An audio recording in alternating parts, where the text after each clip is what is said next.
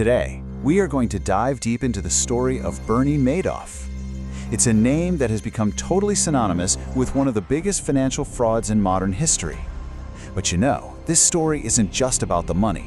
It's really a story about trust, illusion, and a lie that was so incredibly massive, it literally shook the foundations of the entire financial world. I want you to picture this. It's a cold December night, back in 2008. A man is sitting in his luxury penthouse in New York City, and with just 5 little words, he's about to confess a secret that is going to absolutely shatter thousands of lives. He turns to his sons, and he says, "It's all one big lie." Those were the words of Bernie Madoff. And just like that, with that one single sentence, a 2-decade-long illusion came crashing down. We're talking life savings, company futures, entire fortunes. Everything that was built on the word of this one man, it all just vanished in an instant. Okay, so to really understand how it all fell apart, we've got to go back, way back, to the very beginning, to see how the myth of Bernie Madoff was built so carefully. You know, it all started pretty small, back in the 1960s. He was just this young guy from Queens with a pretty modest investment firm. But then, by the 80s, something strange started happening. His returns, they were impossibly consistent. And by the 90s, Madoff wasn't just some investor, he was a full-blown Wall Street icon. He was so respected, he actually became the chairman of the NASDAQ. And that position, it gave him this aura of being completely untouchable. And here, right here, is where it just gets unbelievable. Just look at this comparison. Normal markets, as you know, are a total roller coaster, right? They go up, they go down. Madoff's fund? Nope. It was just a smooth, steady climb. The market went up, his clients made money. The market tanked, and they still made money. There were never any losses, ever. And that should have been a massive, flashing red flag. But the profits? They were so seductive that people just stopped asking questions. And this gets right to the core psychology of the whole scandal. Why did so many people ignore something that was so clearly impossible? Well, it's simple really. The money was just too good. It's a powerful lesson that when those profits are rolling in consistently, our critical thinking often takes a backseat. So here's the crucial point you have to understand. Madoff's real product wasn't financial returns. It was absolute, unshakable trust. We're talking celebrities, powerful businessmen, huge banks, even charities. They all flocked to him. He wasn't just managing their money, he was managing their faith in him. And he had total control. Now, behind this myth of infallibility, there was this machine working in the background. And what's really shocking is that some people actually saw the warning signs. They heard the gears grinding, but the machine just kept running.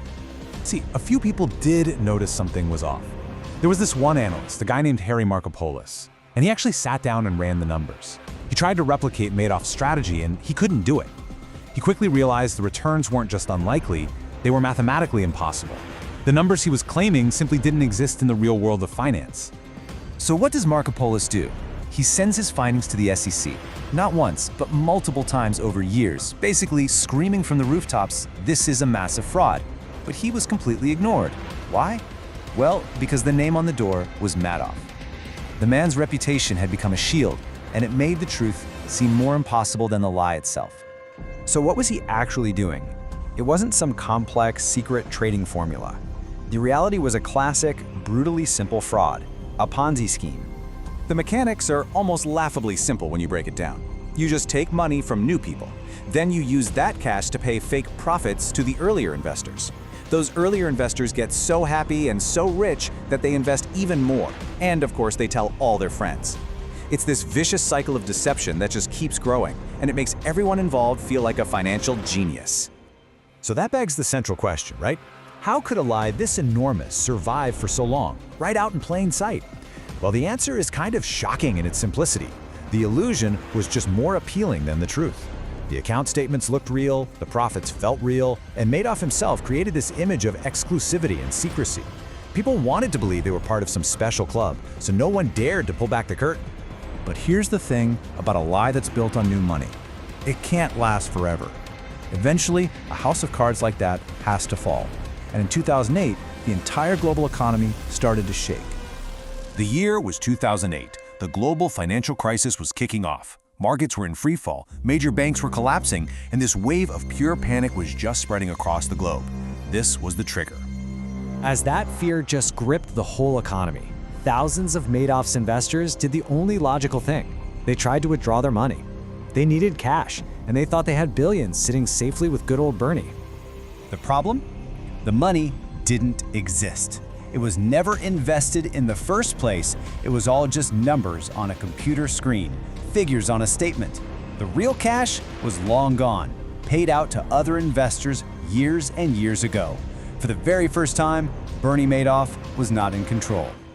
So with the pressure mounting and absolutely nowhere left to turn, he called his two sons into his apartment. And there, in that quiet room, he finally admitted the truth that he had hidden for decades. He told them everything was fake. The very next morning, the world woke up to a new, horrifying reality. The investigation began, and the true, devastating scale of this fraud finally started to come to light. When investigators finally managed to piece it all together, the number they landed on was it's almost incomprehensible. This wasn't just a billion-dollar scam. The total amount of fake paper profits was $65 billion, the largest Ponzi scheme in human history. But this was never just about the money. This shows the real cost. Life savings that people worked for their entire lives, gone. Retirement funds, completely vanished. People lost their homes. Families were absolutely torn apart. And tragically, some people, in their despair, even took their own lives. One man's lie destroyed thousands and thousands of real lives. When he was finally asked in court why, Madoff's explanation was just chilling. He said, "I just couldn't stop it." The lie that started out small had grown into a monster that even its own creator couldn't control anymore. And that leaves us with one final, very uncomfortable question. Madoff's system worked for so long because it seemed too good to be true, and people chose to believe in perfection over reality. So it really makes you wonder, what perfect systems in our own lives today are we choosing not to question? All right, today we're going to pull back the curtain on one of the most mind-blowing financial illusions in modern history. We're talking about a lie so massive, it literally brought Wall Street to its knees. So I want you to picture this. It's December 2008. You're in a jaw-droppingly expensive New York penthouse, and the man who lives there, Bernie Madoff, turns to his sons and says 5 simple words that are about to detonate a bomb right in the heart of the financial world. And you have to understand, this wasn't just any confession. This was the final, crumbling moment of a lie that had been running for more than 20 years. A lie that swallowed up the life savings of thousands of people, wrecked entire companies, and just shattered the trust of the world. Okay, so we're starting the story at the very end, which might seem a little backward, but trust me, to really grasp how catastrophic the collapse was, you first have to see what was holding this whole impossible thing up in the first place. And the foundation for this whole thing, it was built on one single powerful thing: blind trust. We're talking about everyday people, huge charities, major banks. They all staked everything on the reputation of this one guy. Because, when the money keeps rolling in, year after year, people just stop asking questions. So the big question is, how did one man get that much trust? I mean, how is that even possible? Well, to figure that out, we've got to rewind. Let's go all the way back to the beginning of the magic trick. So back in the 60s, Bernie Madoff starts this small firm. Nothing special. But then something kind of weird starts to happen. When the stock market went up, his clients made money. Okay, normal enough. But when the market went down, his clients still made money. By the 90s, he wasn't just some investor anymore. He was an icon, a powerhouse. He even became the chairman of NASDAQ. At that point, he wasn't just managing money, he was manufacturing trust. And this, right here, was his secret sauce. His promise was simple and, honestly, completely irresistible. He was offering the holy grail of investing: profit without risk. Think about that. Steady, predictable returns, no matter what. It was so tempting, so seductive, that it just made smart, savvy people turn their brains off. One financial analyst actually sat down and did the math. He looked at the numbers and realized, wait a minute, these returns are literally impossible. It just can't be done. And he warned the authorities over and over again. But nobody listened. Why? because the name on the door was Madoff. And by then, in the eyes of Wall Street, Bernie Madoff just couldn't be wrong. Okay, so if the returns were impossible, how in the world was he pulling it off? What was actually happening behind the scenes? Let's pull back the curtain and look at the real mechanics of his investment strategy. I mean, this is the million-dollar question, right? Or, in this case, the $65 billion question. If there was no secret trading formula, no genius computer program, where was all this profit coming from? Well, here's the illusion versus the reality. The world thought he had this secret formula, right? Exclusive access, some kind of financial genius. But the reality, the shocking, simple reality, he wasn't making any trades at all, not a single one. It was all just a classic Ponzi scheme. It's actually incredibly simple, and that's what's so wild about it. Here's how it worked. Step 1, new investors, attracted by these amazing returns, give Madoff their money. Step 2, he takes that new money and uses it to pay profits to the earlier investors. And step 3, those investors are thrilled. So they reinvest, they tell their friends, who then invest, and the cycle just keeps feeding itself. Everyone's looking at their statements, seeing these huge gains, and thinking they're geniuses. But really, they were just passing money around in a circle. But a scheme like this is like a shark. It has to keep moving forward, constantly fed with new money, or it dies. And in 2008, the entire ocean of money was about to dry up. Yep, 2008, the global financial crisis hits. And this was the one thing his illusion couldn't withstand. Banks were failing, the stock market was in an absolute free fall, and pretty much everyone everywhere was panicking. And what happens when people panic? They want their money back, and they wanted it now. So suddenly, thousands of his investors all did the exact same thing at the exact same time. They asked for their money. Billions in withdrawal requests started pouring in. But there was just one tiny problem. The money wasn't there. It never was. And just like that, the game was over. So that night, back in his penthouse with the whole world collapsing around him, Madoff finally confessed. He told his 2 sons everything, that it was all one big lie. Can you even imagine? Their entire lives, their identities, were built on their father's reputation, and he tells them it was all fake. They were absolutely shattered. And within hours, they did the only thing they could do. They reported him to the authorities. But the arrest? That was just the beginning. The fallout, the real human consequence of this one lie, it would be absolutely catastrophic, not just for his investors, but for the people who were closest to him. The court handed down its sentence, 150 years. Think about that number. It wasn't just about punishment, it was a message. A clear, loud message to Wall Street that this kind of game had to stop. But the real cost, the true cost, can't be measured in prison time. It's measured in shattered lives. People's life savings, gone in a puff of smoke. Retirement funds they built for decades just wiped out. Charities that did incredible work suddenly bankrupt. The numbers are staggering, but the human devastation, it's impossible to even calculate. And the tragedy reached right into his own home. The public shame, the endless investigations, it was too much. His son, Mark, died by suicide. His other son, Andrew, passed away from an illness years later, an illness his family was convinced was brought on by the unbelievable stress of it all. This lie didn't just steal from strangers, it completely destroyed his own family. You know, when he was asked in court, why? Why did you do it? His answer was just chilling. He basically said, I just couldn't stop it. And that might be the most terrifying part of this whole thing, the psychology behind it.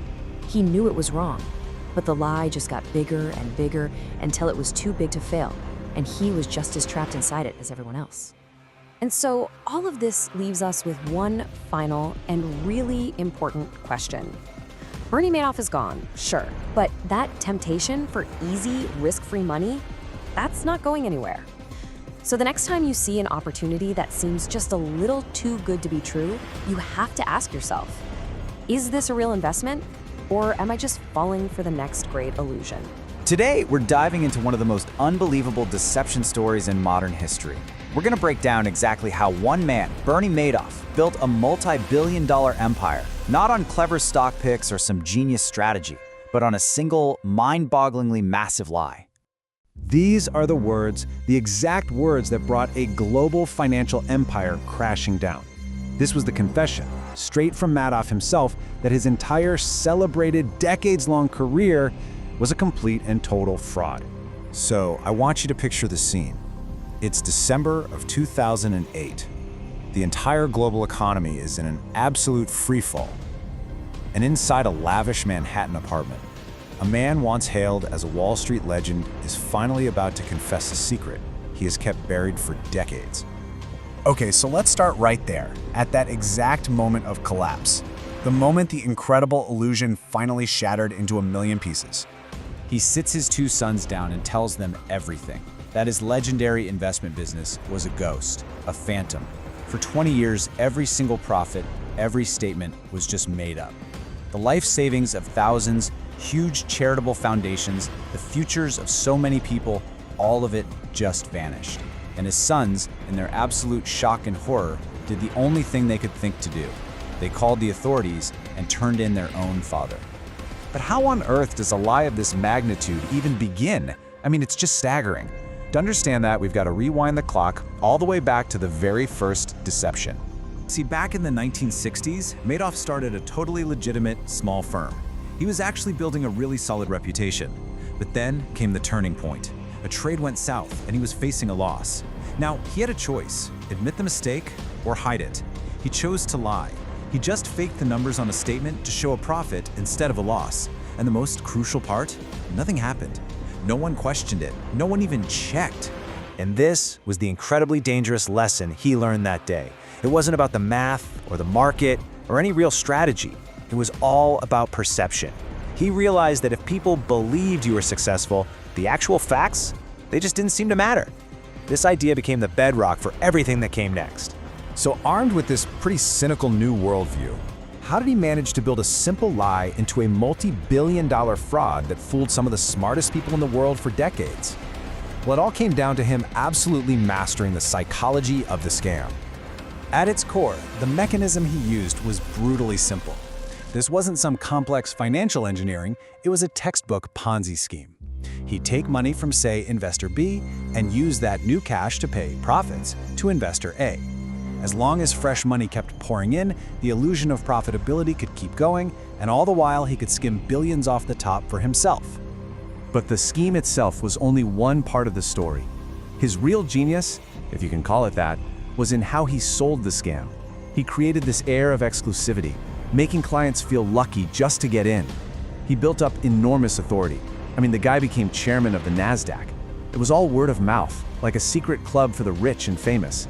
And on top of it all, he played the part of a simple, trustworthy guy, which ironically made the deception that much more powerful. So this is the really crucial thing to get. You have this stark contrast between illusion and reality. The world saw a secretive financial wizard with a secret, foolproof strategy that delivered impossible, steady returns year after year. The reality? There was no strategy. There weren't even any trades. It was just a handful of people in an office literally typing fake numbers onto account statements. That's it. Now, a system like this, one that's built on a constant flow of new money, is, by its very nature, a house of cards. It is incredibly fragile. It can't last forever. So let's look at the exact moment that house of cards finally came tumbling down.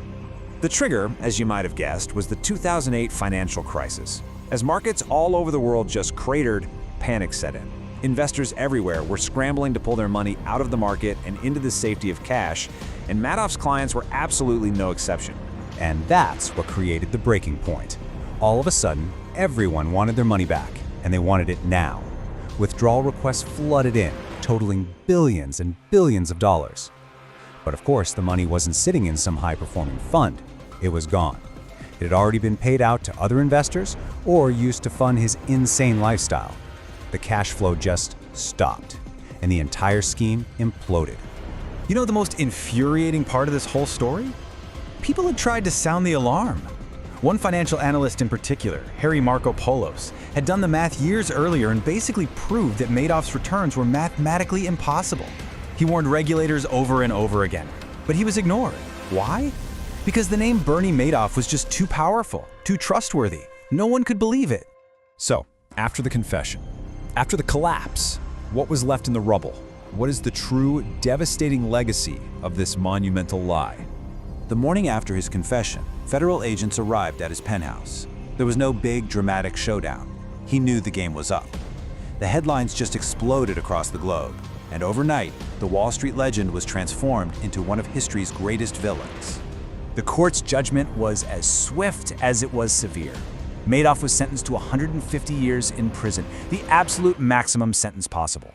It was a clear, unambiguous message that the scale of his crimes demanded the gravest of consequences. But the real legacy, it's not about jail time. It's about the staggering human cost.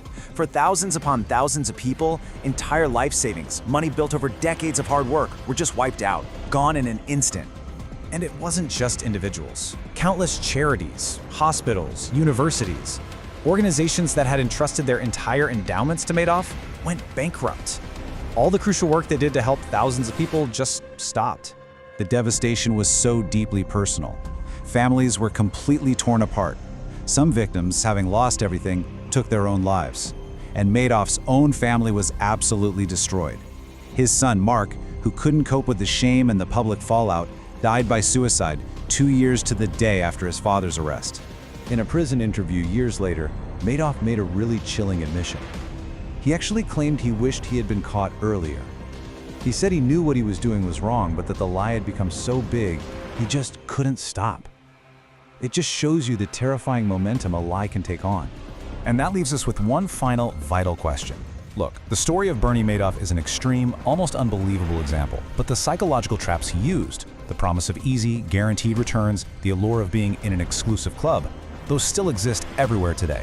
So the next time you see an opportunity that seems just a little too good to be true, it's worth stopping and asking yourself, is this real, or is it just another beautiful illusion?